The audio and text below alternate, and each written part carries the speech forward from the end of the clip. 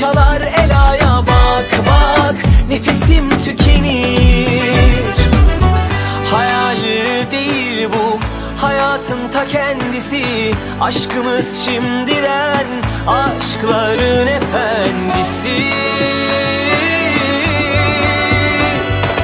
Maşallah diyelim, nazarlar değmesin, ilan ettim bu kalbin sahibi de sensin. Maşallah diyelim, nazarlar değmesin, bugünü yaşa, yarını hayal et, çünkü hep benimlesin.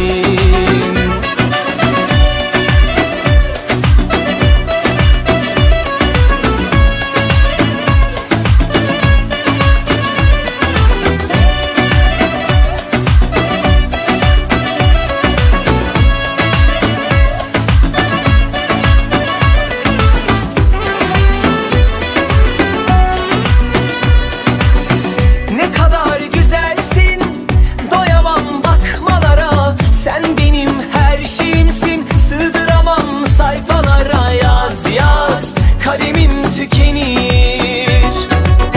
Ne kadar narinsin, kıyamam dokunmaya. Ne güzel gözlerin var, güneşte çalar elaya. Bak bak nefesim tükenir.